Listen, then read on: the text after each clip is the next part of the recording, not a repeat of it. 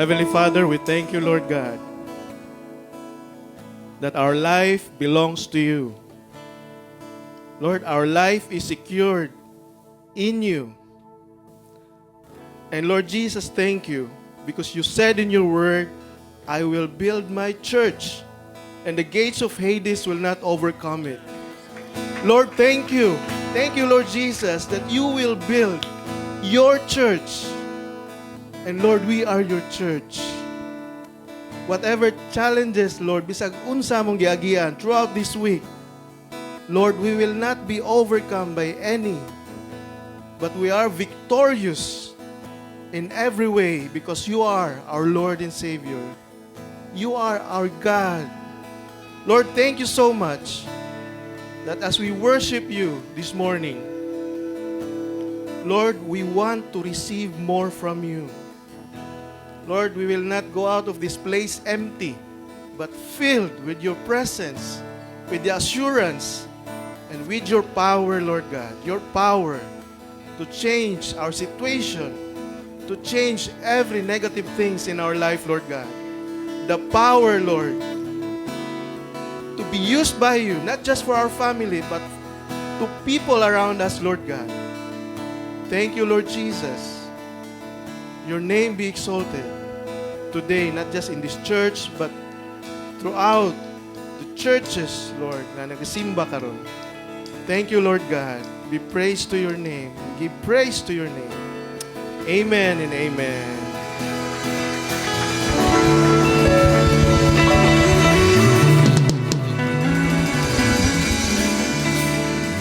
Please be seated. Thank you, worship team. Good morning, sa tanan. Once again, a privilege to speak by God's grace about the topic church and church membership. So this topic is, as I review the scriptures, na-amaze lang yun ko na grabe yun ning topic na church. As growing up, as I can remember, 5 years old ko or 4, nag-church na mi. But it was until around second year college that I truly understand who Jesus is. Dugay kayo, no? 5 years old ko or 4, hantod, wala pa ako kasabot. And that's how I parang glimpse nga nakitaan ako na most Christians do know the word church. Nakasabot sila sa church. But most of them think na ang church is a physical kanang structure, no? Kanang atuanan sa mga tao. And so the world, ang kalibutan, nagbuild og daghang kayong church. Pero walay tao. The Bible says we are the church. No? That's an amazing word. We are the church. So, the title sa ato ang message this morning is Emulating the New Testament Church. So, we will have a word study. We'll look back tapos until sa Book of Acts. Kasi ang Book of Acts is the birth of the church. So, church in Greek is ecclesia. Actually, kitranslate po siya sa Tagalog, iglesia. No? Ecclesia, sa Tagalog, iglesia. Pero sa Greek culture, kana nga word is secular. It is used always for political gathering. No? Murag meeting di abanse. Kana siya nga word. Pero gigamit siya sa New Testament. So when in the New Testament, ang author, gigamit niya because ang meaning ana is called out once. Another is assembly or gathering of people, pero people nga same ang faith. No? Community of believers. Now we as a church knows that. But if you will study the Old Testament, wala kay mabasa nga word na church. Genesis to Malakay, wala ay mabasa nga word nga church. Why? Because the prophet at that time did not saw the coming of the church. Wala silang nakitaan na word or even sa ilang prophetic utterances, walay church na word. Pero, the relationship between God or Yahweh with Israel reflects the church sa New Testament. Naga-reflect siya. Ang tawagan na is covenant relationship. Israel was chosen by God. Israel was handpicked by God among the nations. The nations are pagan nations, no?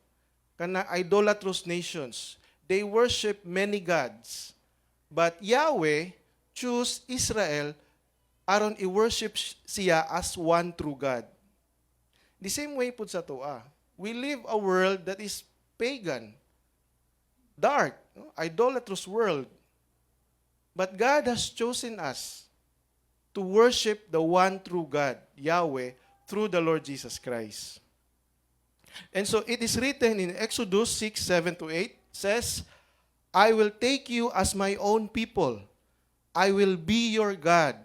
Then you will know that I am the Lord your God, who brought you out from under the yoke of the Egyptians, and I will bring you to the land I swore with uplifted hand to give to Abraham, to Isaac, and to Jacob.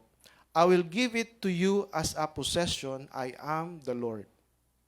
So it's amazing that God initiated. The people, even the people did not know Yahweh. Wala sila kaila. But it is Yahweh who initiated. No? Siya ang nagpaila sa ilaha through kay Moses. And so, there is a similarity sa tuwa karon. We have an exclusive relationship with God. We Christians have an exclusive relationship with God.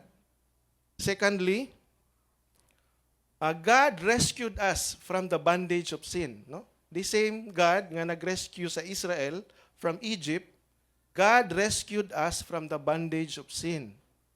And the same God nga nagbutang sa Israelite dito sa Promised Land, God placed us into His kingdom, which is, ang King is si Jesus Christ. That's recorded in Colossians chapter 1, 13-14. For He has rescued us from dominion of darkness and brought us into the kingdom of His Son, the kingdom of the Son He loves, in whom we have redemption, the forgiveness of sins. This is amazing because we are Gentile. Dili man ta Jew. But God reached out to us through the Lord Jesus Christ. Kung ang Jew lang ang gipili, wala ta diri karon, no? But because of the Lord Jesus Christ, we have been grafted into the family of God, no? Sulti ni Paul. And so, the Old Testament reflects that kind of relationship, no? Covenant relationship from old to new, no? So the theme of the covenant relationship serves as a thread linking the Old Testament and the New Testament even before the concept of church is introduced. And amazingly, pag abot na to sa New Testament, ang upat ka gospel, isa ra ang nag-mention, isa lang ka book ang nag-mention sa word na church. And it's the book of Matthew. It's the book of Matthew. And so when you look at the book of Matthew, most of that, ang difference manggod sa Matthew sa uban gospel, Matthew puno siya og teaching, no? Mayong kag Mark puno og action.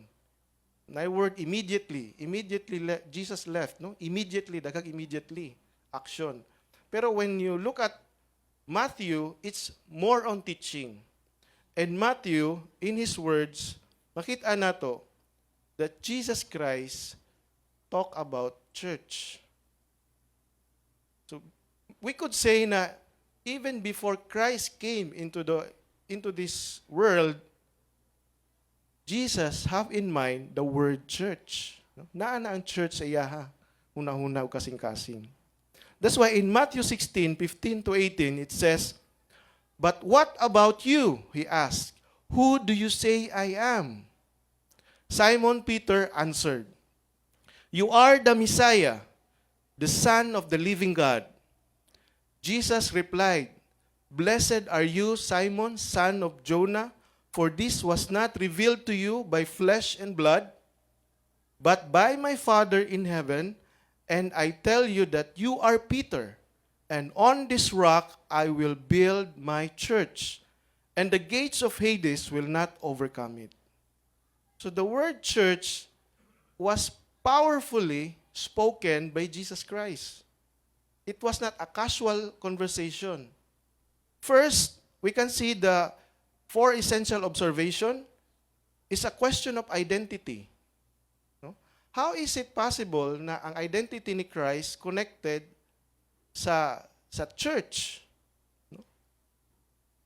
It is the identity of Christ that builds the church. There are so many churches. Pero unsa ang identity sa ilang Savior? Muna ang question. Others would say Jesus is just human. But the scripture says different, no? Another is that we can see Peter's confession. There's the identity of Christ, but Peter's confession is important. The same with us. Many times we know Jesus Christ, but ang question is, do we confess Him as truly as who He is, revealed in the Scripture? It's because that's the challenge. People nowadays are very kanang bright kayo, no? Intellectual. And when they read the Bible, okay, kabalo na ko ana. It's just like that. Even in seminary, no? Sa una, na pastor nagsulti, seminary has become cemetery. No? It's because more on study, but walay faith. No? Wala na faith. They criticize the scripture. They criticize giun sa pagsulat, kinsa nagsulat, tinuod ba? And na-lost sila and they focus on that physical understanding, no, intellectual understanding of the Bible, and wala na faith. Tawag sila liberal theologians. And daghang kay books nga ilang gisulat. No? So kung dili ka aware, imong gibasa, abi nimo theology nga book, no? Ang gisulti dili day mao. So confession is important. Bold declaration of Peter. Among the 12, it's Peter. And so Jesus said to him, "Blessed are you, Simon, son of Jonah, for flesh and blood has not revealed this to you, but my Father who is in heaven." Salvation is the result of revelation.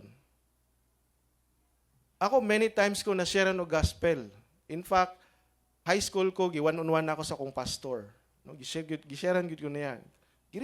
Nag-receive pod ko, no? Nag-receive, pastor. No? And even in school, there are dagan kay mga sharing, Bible sharing, na naga-witnessing, tapos imo ang ma-sharean, do you receive Christ? O kuya, kabalo naman ko anak kuya, anak no? But it is only through revelation that a person becomes truly born again. No? We can go to church every Sunday, pero wala ka na born again. Because all you receive is knowledge, no? Not spiritual birth.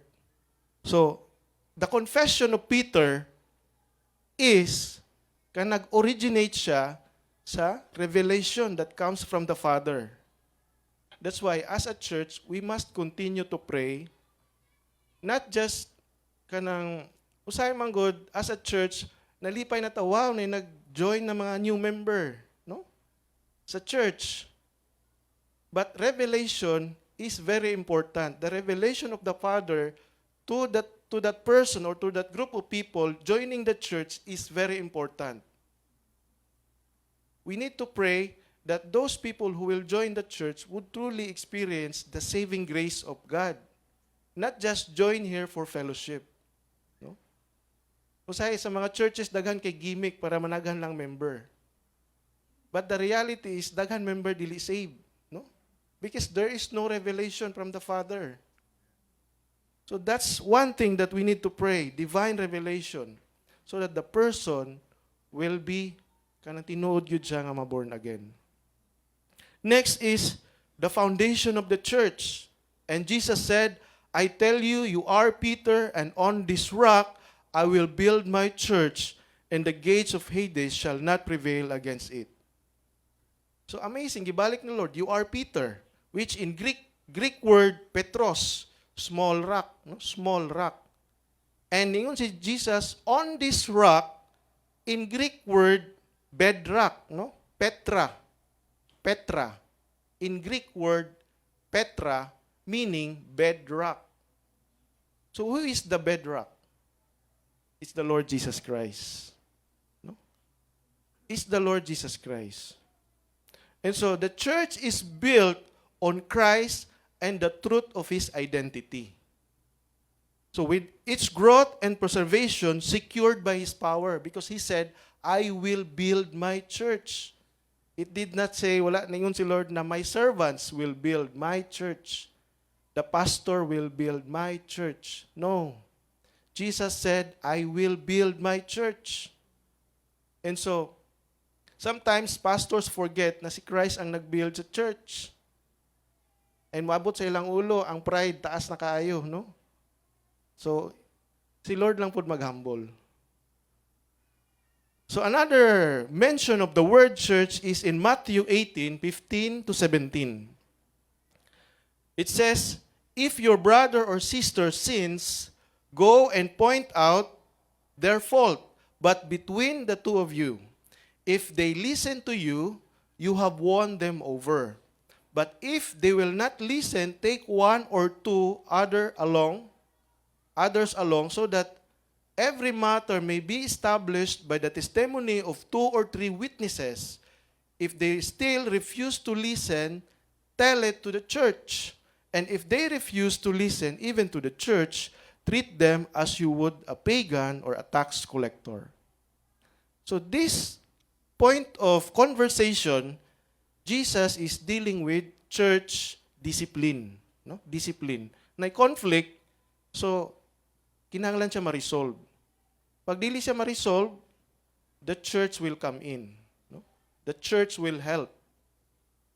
So it's amazing na Matthew 16, the conversation ni Peter and Jesus with the disciples is different from Matthew 18. The context is different. No? Lahi sila nga context. Church discipline and kato is identity ni Christ. But you can see the word church. Why is that? No, we will understand that when Jesus says, I will build my church, when Jesus says, I will build my church, that's the universal church. No? Universal church. There's only one church nga universal. And when Jesus said, Jesus says, tell it to the church in Matthew 18, that's the local church. No? So that's why Jesus came not only to save individuals, but also to build and establish His church. Importante ang church kay God. But sad to say, there are so many people, they claim na Christian sila, but they don't want to be involved in a local church. No? Daghan mong nailan nga na. Ako po, daghan kong nailan. No? At Christian man ko, pero di lang ko musimba. No? Question mark na sa ako. Why? Because if you are a Christian, you will be involved to His body. No? If you believe in Christ, if Christ is your Lord and Savior, and the church is His body, you will be connected to His body. The Holy Spirit will convict you. Join og church. No? Simba og Sunday, dili lang ka puro sa balay, no? Or sa trabaho. You join the church. Mo na ang gusto ni Lord. That's the reality. So church or Jesus Christ did not just came to save individual people, but to build His body, no? To establish His body, the church. So, universal church is a heavenly and eschatological assembly of everyone, past, present, future, who belongs to Christ, new covenant, kingdom, and kingdom. Kanang eschatological nga word simply means transcends time and space. No? Transcends time and space. Those who believe in the Lord Jesus Christ from the first century, nangamatay na sila, hangtod karon, and to the future, people who will believe in the Lord Jesus Christ, they are included in the universal church. No? Universal church. And that universal church is the one body of Christ. That is also the bride of Christ. No? Bride siya ni Lord. And another is, that's the family of God. Because we are kanang adopted into His family. It's amazing na daghang illustration ang church because that's how dynamic ang relationship nato kay God. No? Family, bride, temple of the Holy Spirit, because the church is the vessel of the Holy Spirit. And when Jesus says, tell it to the church, He is saying to the local church. No? So a local church is a mutually affirming group of new covenant members and kingdom citizens identified by regular gathering in Jesus' name, through preaching of the gospel and celebrating the ordinances. So a local church is limited by location, no? Number of people. And so local church is the expression of the invisible universal church. So the more magdaghan ang local church, ibig sabihin, the more nagagrow ang universal church. So local church is very important to the Lord. Every local church has a specific purpose and destiny. No, kung tanawon nimo ang Revelation, na dito'y 7 churches. Nga na 7 pod kabok different purposes, and they will be judged, and the Lord declared judgment sa ilaha ato nga letter, no? So we as a church, local church BCI, we have a purpose. And one day, the Lord will meet us and kanang like a captain, no, nga mo inspect sa iyahang ranks. The Lord will do that to us. Are we fulfilling our calling as a church, as a local church? So that's very important. So moving forward, ang book of Acts is very important sa Bible, especially sa New Testament. The book of Acts is the transition between gospel and church, no? Church. The mention of church is only in the Gospel of Matthew, but in the book of Acts, daghan na kay mention sa church.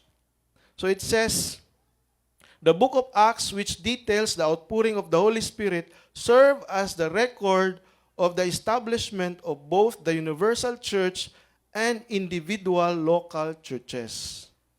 It is in the book of Acts that the local church grow in number, which means it is in the book of Acts the universal church grew exponentially, no? Nanaghan ang member sa universal church. And so the pattern of which the book of Acts following is written in Acts 1:8, no? It says, "But you will receive power when the Holy Spirit comes on you, and you will be my witnesses in Jerusalem, in all Judea and Samaria, and to the ends of the earth." No? Jerusalem, kanang city sa where the disciples are staying. Next is Judea, Samaria, the neighboring region. Next is ang pinakalayo, no? To the ends of the earth.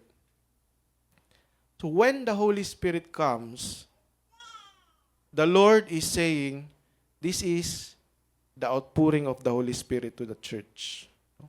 When kaning pagsulti ni Lord Jesus, present pa si Lord, no? He is with the disciple. And when the Lord ascended to heaven, ang nipuli is ang Holy Spirit, no? the Holy Spirit descended to the church. No, ninaog ang Holy Spirit to the church.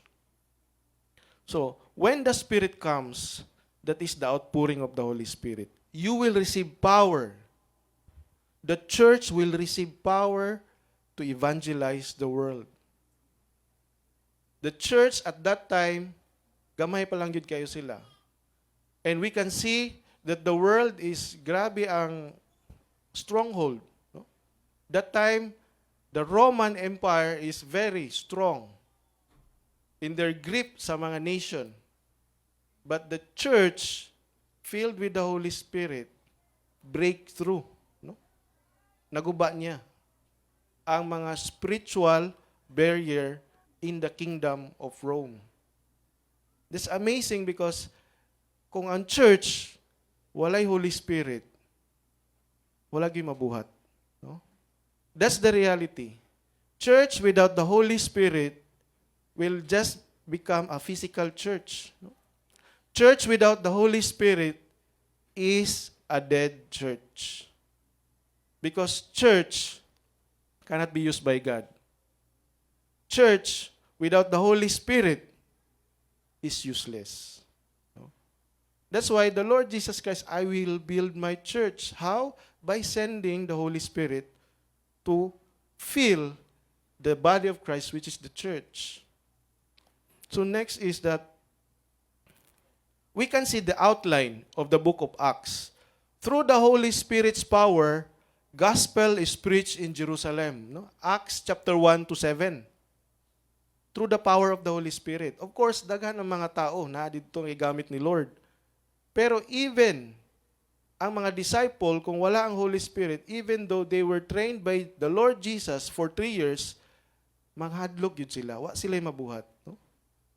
The next is through the Holy Spirit's power, in Acts chapter 8 to 12, gospel is preached throughout Judea and Samaria. Na-spread ang gospel as a result of persecution. Most of the time, comfortable ta as a church. Pero when persecution comes, dira matest, no? Atong obedience. Si Lord, nagatanaw gyud sa atong heart. And He wants, kanang gusto ni Lord, nga musunod yun ta sa iyaha. No? Not to stay in our comfort zone. To stay where we are.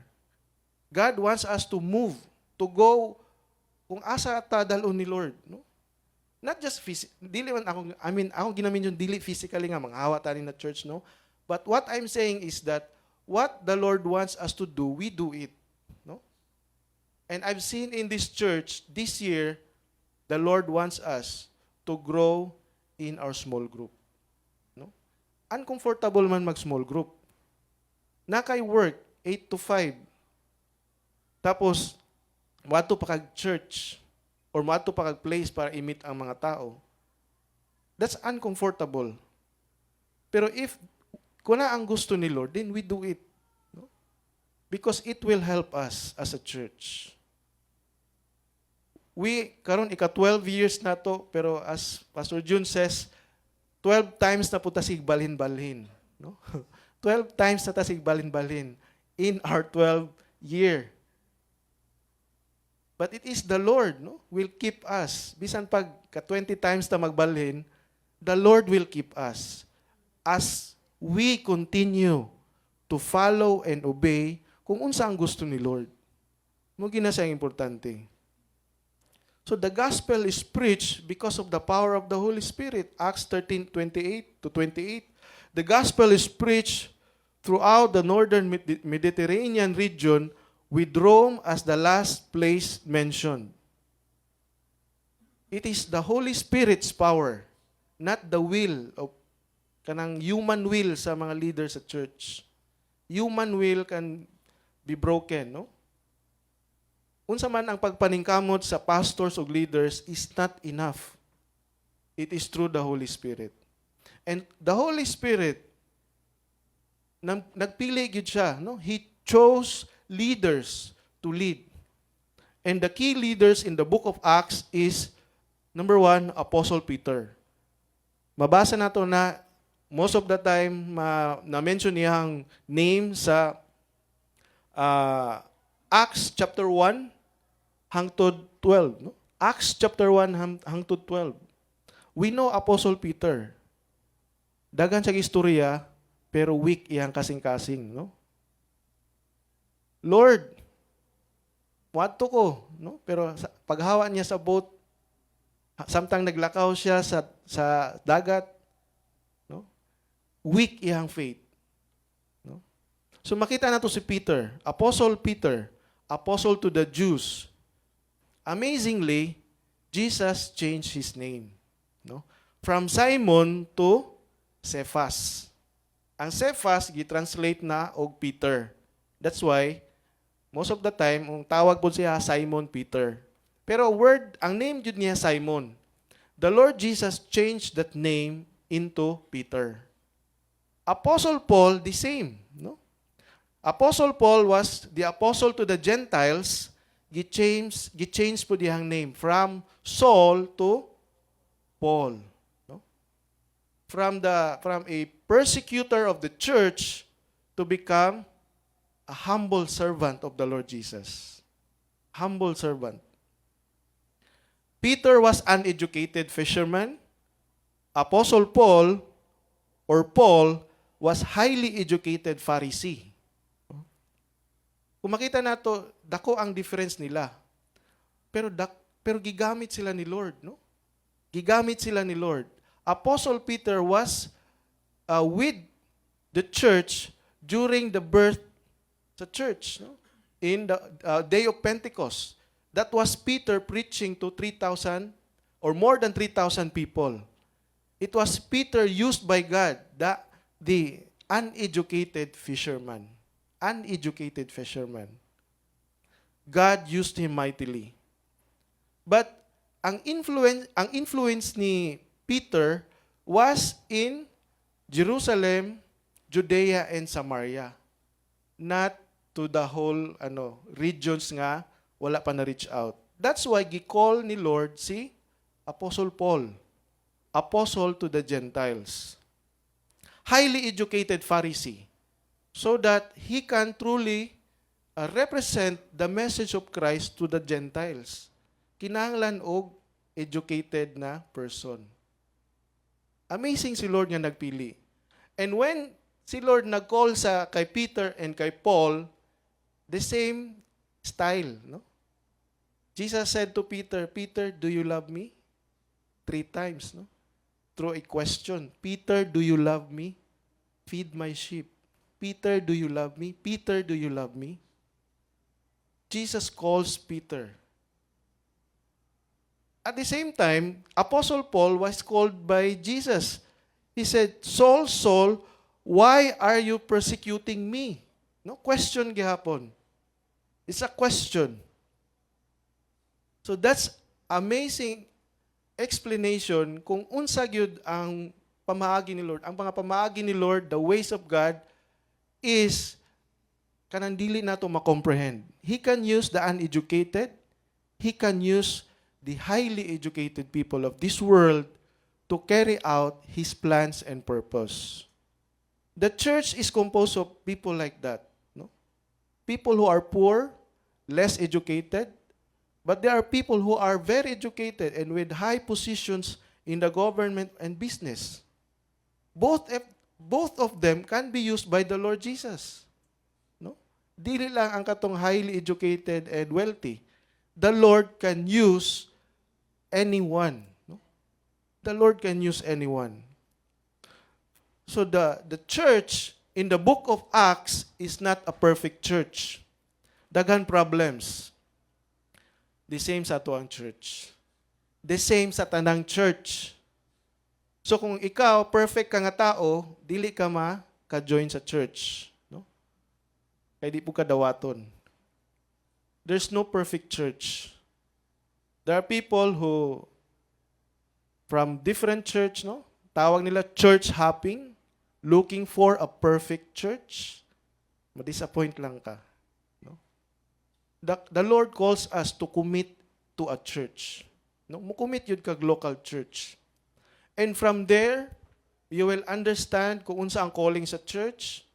From there, you will participate with the giftings or expertise nga gihatag ni Lord sa imuha. And from there, you will grow. Mag-grow ka as a Christian, as a believer, because you are involved in the church. So in the book of Acts, I will cite duha ka church lang, daghan kay church sa book of Acts. First is the church in Jerusalem. The church in Jerusalem, that is the birthplace of the universal church that is in Jerusalem, when the Holy Spirit came in power. Acts chapter 2, 42 to 45, it says, they devoted themselves to the apostles' teaching and to fellowship, to the breaking of bread and prayer. Everyone was filled with awe at the many wonders and signs performed by the apostles. All the believers were together, had everything in common. They sold property and possessions to give to anyone who had need. Next is, every day they continued to meet together in the temple courts. They broke bread in their homes and ate together with glad and sincere hearts, praising God and enjoying the favor of all the people. The Lord added to their number daily those who were being saved. No? Importante itong last nga word, those who are being saved. Dili addition nga na-add lang pero wala na save, no? Na-save yun sila. And this is the picture of Jerusalem Church at the beginning, no, sa sinugdanan, kaya wala pa may persecution. They enjoyed the fellowship together. They enjoyed the working miracles through the apostles, the power of the Holy Spirit moving in the congregation. We can see a model in this church nga pwede natong i-emulate. No? Number one is their devotion to teaching and prayer. Devotion to teaching and prayer. The challenge of the churches nowadays is ma-sidetrack, no? Instead na more on the Word of God and on prayer, there are so many activities nga napuno na ang church, less na lang ang prayer and study of the Word. And the Lord will first judge the leaders. No? Si Lord yun mo convict sa leaders. That's why we really need to see, evaluate, naman kung tinatawag na yearly evaluation. Is our church filled with so much activities ba? Or are we grounded? Are we devoted with the Word of God and with prayer? It is because through the devotion nga nag-grow sila deep sa ilang relationship kay God. Pila lang ni sila ka years na na-save after sa pag-preach ni Paul? Maybe 2 to 3 years. And they stayed in the church almost every day, no, to hear the message. So, over time, nag-grow deep yun ilahang faith kay God. And so, when persecutions come, even in persecution, in the heat of persecution, they obeyed the Lord. Instead na mahadlok sila, they were even more kanang mas bold pa sila na mag-share sa gospel. Because they were now grounded in their relationship with God through the Word and prayer. Next is radical generosity and unity in fellowship. The outside people at that time were attracted to the church in Jerusalem. Why? Because people are very generous. People come in fellowship with joy sa ilang mga kasing-kasing because they were taken care of. No? Natiman sila because people are generous. Today, people are tempted to really just look for myself. No? I go to church and look for myself. But the New Testament church model, you go to church At the same time, help other people who are struggling. Maybe emotionally, maybe depressed. You can pray to them, no? You can talk to them. Kanang church na connected, no? Dili church nga mag-adto og Sunday, pag amen sa pastor, lakaw dayon tanan, wala na, no? So dili connected. So that's the picture here, no? The picture is that there is a close fellowship, close relationship with every member of the church. And because of that, more people were added to the congregation because the outsiders were attracted to the fellowship. Na-attract yun sila. And lastly, worship and witness. Worship is vibrant, no? And their witness is unstoppable. When the church is filled with the Holy Spirit, you will not be able to stop the praises and worship of the people in the church.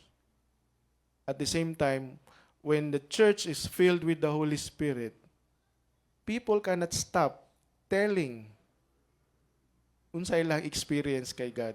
No? So that's what we desire. That's what we desire.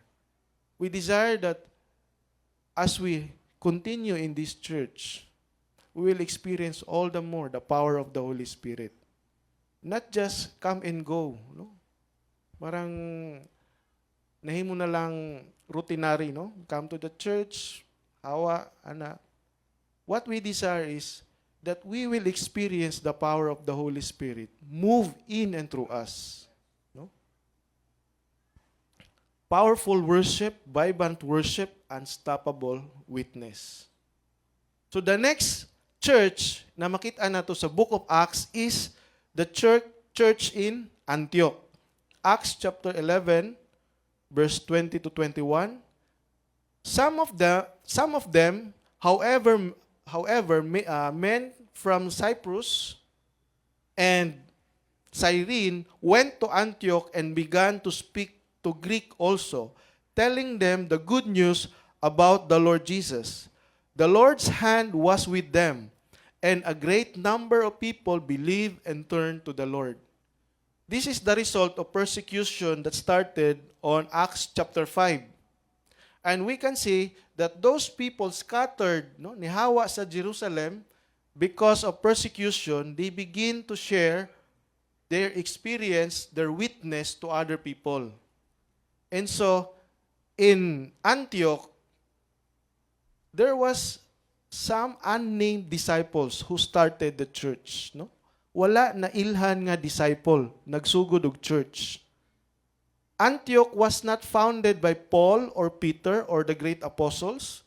Antioch was founded by simple lang kaayo na person, no? Nga nag-obey kay Lord. Maybe disciple to siya ni Peter. No? Maybe disciple to sa mga apostles. And when he went to that town or place, and the Lord speak to him, start a church here. No? So di gyud ta kasulti sa mga tao nga gi-disciple nato.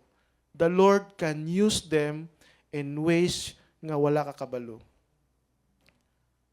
That's an important realization na when we share the gospel, that person is now catalyst of change. No? Gamiton siya ni Lord.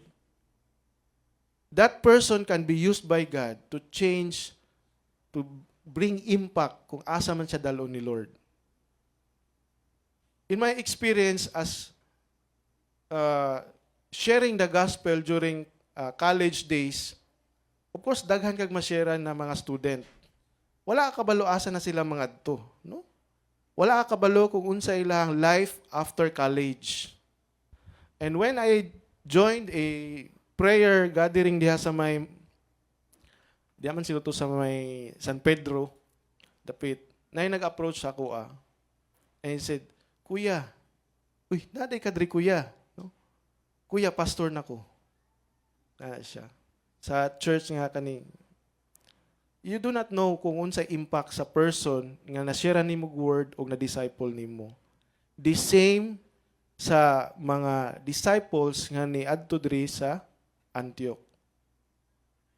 it was an unnamed disciples who started the church. And now Antioch became a great church, no? A launching pad of missions throughout the entire region.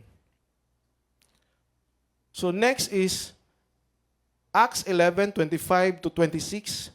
Then Barnabas went to Tarsus to look for Saul, and when he found him, he brought him to Antioch.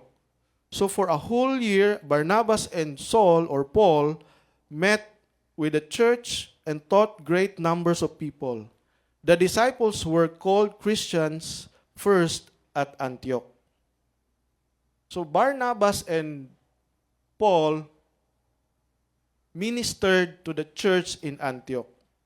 And because of that, naging strong ang community, no? Similar sa church in Jerusalem. Deeper ilahang understanding na karon kung kinsa si Jesus. And so Antioch became important center of Christianity at that time. Antioch is a model of mission and multiplication. Because of Antioch, dito nahitabo ang pag-call kay Paul and Barnabas. No? Separate for my mission, Paul and Barnabas. So first, embracing diversity. Antioch embraced the diverse culture because that place is a Gentile place, no? Mura siya crossroad sa mga business people, kana na place. So because of that, Gentiles worship there from different culture. But it did not stop Paul and Barnabas discipling them. No? Discipling them. Next is mission-minded leaders or leadership. Kung dili si Paul o Barnabas ang nag-handle sa sa Church of Antioch, dili mahimong mission-minded ang mga disciples sa Church of Antioch. Paul and Barnabas was leader whose heart is not just for the church but to plant other churches. No? Their heart is to see more people come to know the Lord Jesus Christ. More churches from different places in the Gentile world. And lastly, there were encouragement and discipleship. Makita nyo nato na ang strong na church is nagi discipleship. Weak ang church nga walay discipleship. And so, we can see this duha ka church in Jerusalem and church in Antioch, is a model for all of us. No? Kita nga church and the church in this modern day. We look back to that church where God used mightily. Dili lang sa ilahang generation, but from every generation that the gospel is preached, the leaders were developed, the nations, society were changed, na impact yun sa word ni God because of these two church. The same with us as a church. I thank God that our church kay na international sa last, no? BCI. Beraka Community International. Because I believe the Lord will use this church not just locally but internationally. And even right now, Pastor Dave na dito sa Dubai, no? Ministering. This is a great blessing for us. A church not just for our own, but a church to be used in the body of Christ. In fact, sa ato ang mission and vision, we are for the body of Christ, no? The same sa Antioch and Jerusalem church. When the leadership in Jerusalem church heard that there was a church in Samaria, he sent Philip, or he sent other apostle. When they heard that there was a church in Antioch, they sent to equip. And that's also BCI. we send to equip. But we must also develop leaders inside. So limited ang BCI kung gamay lang ang leaders. But the more leaders, the more we can help the body of Christ. So it's really amazing that as we kanang move as a church, we encounter challenges, no? Financial challenges, relational challenges, location pa yun, no? Sa atong location, challenges. Every challenges ma-encounter sa usa ka church. But we are secured because Jesus said, I will build my church. That's the important word. Jesus said it, not anyone. Jesus himself said, I will build my church. Let's pray. Heavenly Father, we thank you, Lord God. Limited as we are, weak, broken as we are, Lord. But as we place our faith in you, Lord Jesus, who said, I will build my church, Lord, we are confident that this church and the churches that you have established, there is a Davao City and not just there is a city, but throughout the Philippines, Lord, mga churches who truly belongs to you will be used mightily by you, Lord God. In our own capacity, Lord, we are so weak. Our relationships fragile. That's why you call us, Lord, to seek you more, to seek your word more, to pray, to deepen our walk with you. Because relationships are fragile, weak. And there's the enemy doing troubles in the churches. Lord, we need you. We need more of your power through the Holy Spirit in us. Use us, Lord God. But you will say to us, seek my face. Seek my face. Seek my will. Seek my heart. Lord, that's what we desire to do. That is what we want to do, Lord God. To seek your face, to seek your heart, to seek your will, so that our church will do what you want, not what we want. Lord, it is you who is leading this church. Lord, we thank you for 12 years BCI. BCI is your church. We experienced a lot for 12 years. But we thank you that we have overcome all because you are with us. And you will build this church for your glory and honor. Thank you, Lord God, because you have reminded us that the work is so huge. That's why you said, pray to the Lord of harvest. Pray for more laborers. Lord, we thank you that you will call more people to help your ministry. You will call more leaders to step up. Lord, it is you. It is you because you know the heart of your people. We cannot change leadership.